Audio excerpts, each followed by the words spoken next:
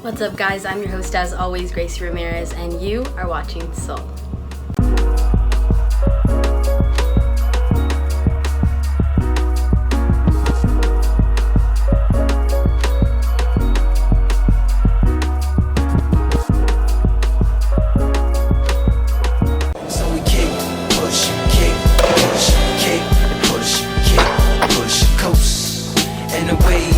Just a rebel to the world with no place to go. And so we kick, push, kick, push,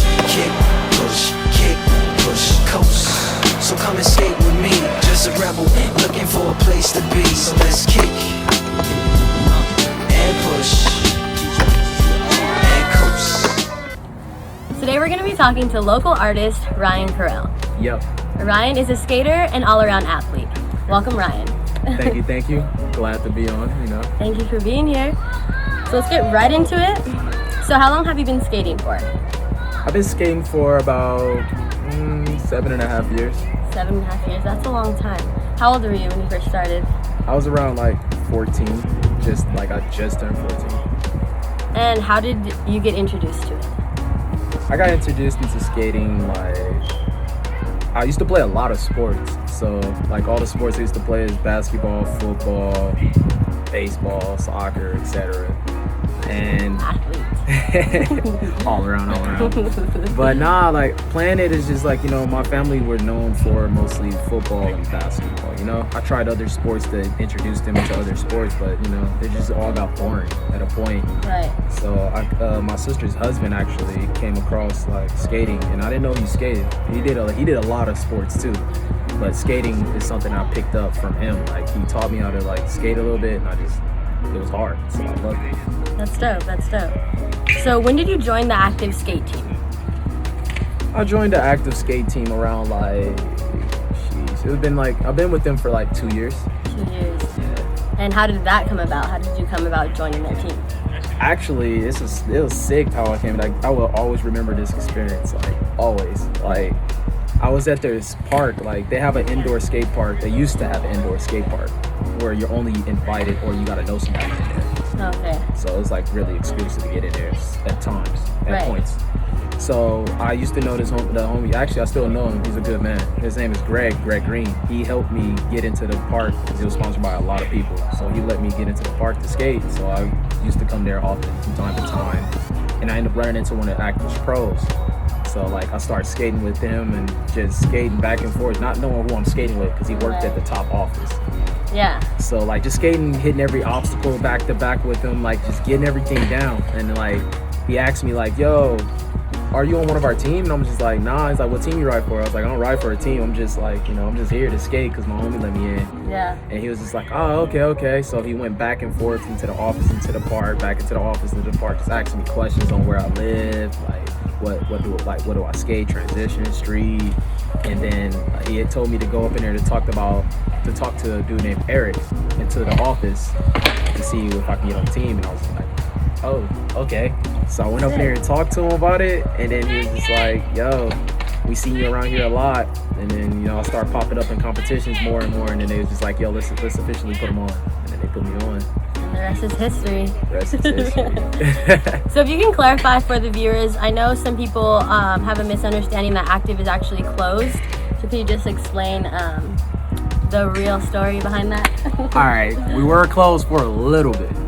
But for right now, we're only opening up 3 shops. There's only Active Temecula, Active Rancho, and Active Redlands. Right now, Active Rancho is open and Active Temecula is open. We're working on getting Redlands open for sure. We're just working up on everything, getting everything up to date, working up on the shop. But right now, Active Rancho is open and Active Temecula is open. So you can go by, hit them up, see on their Instagram. They'll let you know everything that's going down. Get some socks. Get some socks, get some shirt, get some gear, So who are your go-to artists to listen to while skating? I have a few go-to artists. One of my favorite go-to artists is Marvin Gaye. I just like Marvin Gaye. I'm, where I grew up at, my mom and all of them, they're older. My brothers are older. I'm the youngest of 7, so they're older. Dang, that's crazy. So like they're like literally like probably in their 40s. Like that's my oldest brother and my oldest sister. Right. So like, you know, big gap. Mm-hmm. But growing up with them and like my mom and them, like they always listen to oldies like Marvin Gaye, Stevie Wonder, Curtis. Like it's a lot of, I can just keep naming them. But one of my favorites was Marvin Gaye because it reminds me of how my mom and dad, like how they vibe to it. It's something like I get the vibe to when I'm skating. I'm just flowing. Yeah. Just listen to that little flowy vibe. Right. I love it. And my other artist is actually I like to listen to G Herbo. You know, have to listen to that G Herbo. So this is a whole other side to that one. That Nipsey Hussle, of course. You know, gotta hustle hard, come from the bottom straight to the top. And Lil Baby, I listen to Lil Baby a lot. Lil Baby's good. Yeah. The list goes on. So, do the terms kick push mean anything to you? Kick push.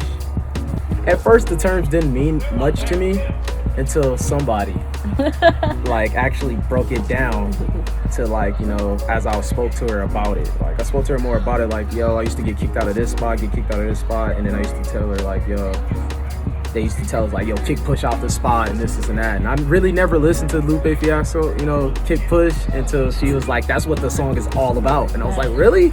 So, you know, I have to go back and listen to it. I'm just like, all right, it's a meaning behind kick push, you know, because we get kicked out of spots all the time. Right. And like that's what it's like mostly about, you know. We'll go skate a spot, get our clip, be happy, get kicked out of the spot, be mad, like, you know, it's emotional wreck, man. It's up and down, you know. Sometimes it's at a good point when they kick us out, though. Right, so it just kind of gave you like a new perspective on things. Yeah, a big perspective on things. Awesome. So what was the hardest trick you landed and how long did it take you to learn it? The hardest trick to land was tray flip. Like growing up, like tray flip, like it's a 360 flip. So like growing up, learning that trick, it was so hard. Everybody in the group had it except me, or was getting close to it except me. So like I used to get frustrated, man, like because I had burial so good, like, you know, and I feel like that was like the little brother of the tray flips, like. Right. So it was always hard to rotate the board that way, and I always thought about it as a burial.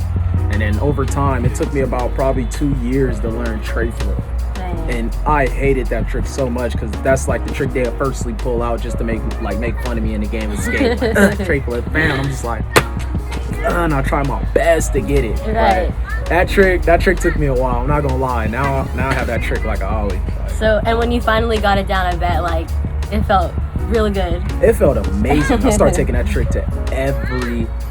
Like literally everything I took that trick to. Like, God. This gap, I got tray flips now. Let me take this off this gap. Let me show you one time what I just learned. You just learned those yesterday? Yeah, and I took it off the A stair. What's up? So, how do you feel about the way society labels skate culture? How I feel about that? I like it, you know, because they treat us like a whole nother race. They don't treat us like, you know, like we're a part of a race that's still the same. Like, nah, they treat us like outsiders, which is totally fine with me because it's like, you know, they see the positive and they all, you know, of course they see the negative because we, you know, every race and every side has you know, people that make them look bad, you know, or make that race look bad, or, you know, does stuff that we don't, you know, understand. So like they look at us like, you know, a whole nother race, and I love it because it's like, you know, up in our skating we don't see color. Like they don't see color. It's true, because like you'll be like, oh, that skater over there, which one? The one in the Nike SB. Like you can be black as shit, you know, and they don't really care. Like, and then you know, it continues and it goes, and like it only grows. Like they see how much skating brings like culture and like everybody else together. Like we mash everything and we just shut down the outside world. Right. So how do you feel about potentially risking being arrested or being detained for skating in places where it's not allowed? Hey, it's a hassle. I'm gonna let you know now. It's a hassle. I bet. But it sucks. But then again, it's so satisfying when you get the trick when that police officer is like, no more, or you're gonna get a ticket, and you just defy him and just land the trick, and everybody in the background's like, yeah. And then the police officer's like, all right. And I'm just like, let's go. And then it's all like filmed. It's so amazing once you get a trick and you get kicked out. It shows people the other side of skating. Like, it's not just sweet, you feel me? It's not just Right. like, it's fun, don't get me wrong, but you know, it's consequences between, you know, between like what we do, it's crazy. As with anything. Yeah, anything, like, yeah, it just shows you like how, like, you know, this is no difference between baseball, you know, this or that. Like, there's no difference between it, but we're just free. You know, we take those consequences. I'll take them tickets. So what does skating mean to you? Skating mean to me, it's a big thing. It's a part of my life. I love skating to the core. Not a day goes by that I don't think about skating. I could be freaking sleep and wake up, yo, I just thought about this crazy trick, and it happened. Like, I'll go to sleep and I'll wake up and I'm like, yo, I just dreamed this trick. I'll hop on like skate 3, play the game, I hit the trick in skate 3, and I'm like, that is possible. And I'll go to the park and I'll try it. That's dope. That's really cool.